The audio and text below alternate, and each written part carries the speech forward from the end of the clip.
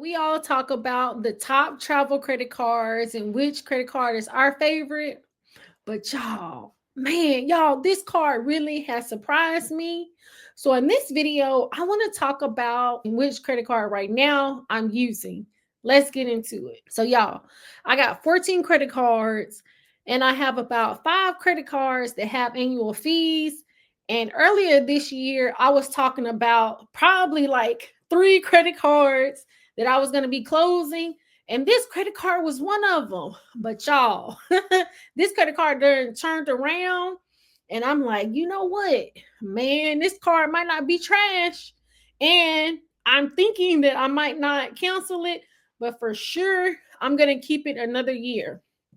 So one of the cards that I'm talking about is the American Airlines Platinum credit card. So I'm just like, y'all, I had got this credit card last year when I had applied for 2 credit cards in one day, really like 2 minutes apart. So I had applied for was it last year or maybe the year before? But I had applied for the Hilton Honor Surpass, and then I had applied for the American Airlines Platinum credit card. And so the first year, the annual fee was waived. And so I was just like, y'all, because it had a pretty good offer on it. And then plus I had got $300 on top of that of a statement credit. But I was like, man, I don't think I'm going to be keeping this card because this card really ain't where it's at. I'm really more so of Southwest. I love me some Southwest. But when I'm traveling internationally, I will most of the time fly American. But I'm just like, this card, I don't know. I really wasn't liking it at first. And then, especially for a year or two, I was just like, man, because I want to say it's $99 or $125. And I'm just like, I don't know that I want to be paying no annual fee.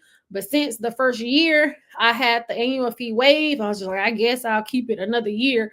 But after this year, I'm going to close it. And so that was one of the 3 cards that I was talking about closing. And then I'm also considering closing my American Express Gold card. But on the one hand, I'm just like, one, we have to do our research. So shout out to Sledge on the Sledge Inc. channel, because really, what credit card is good for somebody else might not be good for you. But even the credit card, sometimes that I think that I'm not going to want, I guess if you really change your strategy, you might not want to close it. And so I don't know, y'all. I don't think I'm going to close this for 2025. What my goal was that pretty much for my domestic travel, I wanted to use all points and cash back. And so far, it's working for me. I want to say that I have purchased 2 flights, but I'm going to be purchasing another one. So I'm going to be purchasing 3 flights so far this year. I've already did one because I had went to Vegas and I used points and cash back. So then I've already purchased another one for June and I used points. And so I'm going to be purchasing another one, I want to say for July. And so I'm going to be using points. Here recently, American Airlines, to me, they've been showing out a little bit because I'm just like, what's going on? Because I want to say a year ago, to me, it seems like American Airlines, for the points, it was too much. And then they didn't have no nonstop flights. But then it seemed like here lately, they've been having more nonstop flights. So I don't know, especially what's been going on with Southwest, if American Airlines have been trying to kick it up a little bit. I'm just like, when I be going on to the American Airlines site, I'm just like, they've been doing pretty good, because I would say domestically, not necessarily internationally, but depending on the points that you got, this is where the strategy is going to work for me. And so it seems like I have been able to get nonstop flights, but then also it seems like it doesn't take as many points. And so I want to say I had about 50,000 points, between 45 and 50,000 points. So I was looking for a flight for, I want to say, Chicago. And this flight was only going to be like 7,000 points. And I want to say when I had booked a flight for DC, it was only like 14,000 points. And so I was like, that is not bad. And so and they was nonstop. So I'm like, y'all, this American Airlines Platinum card, even though at first I wasn't really feeling it, I don't know. I kind of done changed my mind on it, and I'm kind of really liking it. So you'll have to let me know in the comments which credit card was maybe like a sleeper credit card to you, but then maybe you change your strategy and it's working out.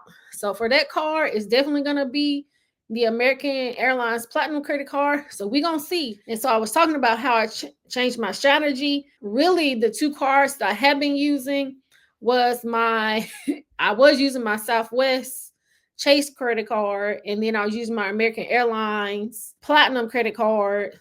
But I'm not using my American Express Hilton Honors because I have probably over 200,000 points with them so far.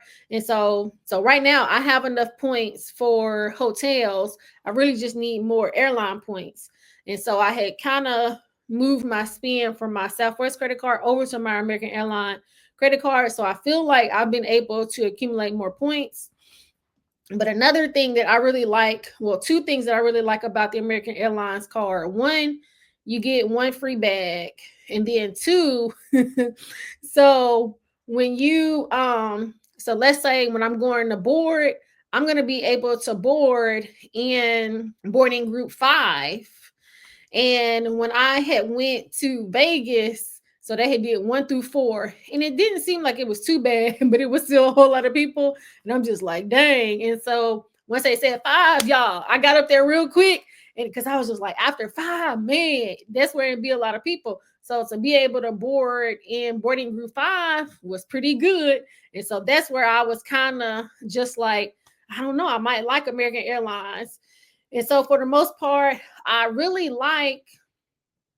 think that the website is pretty good. I like that you are able to pick your seat. And so I didn't know how I was going to like that, but I do like picking your seat. Now, there is one downside that I kind of don't like about American Airlines, and you'll have to let me know what you think. So with American Airlines, when you buy your flight, do you get the insurance? Because I'm like, with Southwest, I don't have to get insurance with Southwest. So I'm just like, if I'm already paying for this flight or using my points, why do I need to get insurance? But I went ahead and I still been getting the insurance. But I had been meaning to ask you guys, what do you think about that? And so that's usually like another $40. So I don't know. I might have to take it back a little bit, but I'm just like, to me, with American Airlines, and you'll have to let me know, it doesn't seem like I can change my flights as much compared to Southwest, because with Southwest, really I can cancel the flight, or if it's another flight where it's a little bit cheaper, I can rebook it and I can get me some extra money. But with American Airlines, it don't seem like I can do that. So I need to learn a couple of more tips and tricks with, booking for American Airlines. So those were some of the things that was a little bit, like, man, that don't seem right that I would have to pay for insurance, but I still been doing it just to be on the safe side. Now, I do think that one way that I am really liking it is because I am putting more spin on one credit card opposed to trying to, put my spin on a couple of different credit cards. So I think that I'm able to earn a little bit more points kind of that way. And so I think that that's kind of helps. And so, with having 14 credit cards, especially after I have gotten the minimum spend, that's where sometimes for me, it's just like, man, I like to just open up the new credit cards, because since I'll be trying to put my spend on so many credit cards, it seems like I can't accrue enough points so that it makes sense to me, because I feel like I have a little bit of a lower spend. So you'll have to let me know what you think about that.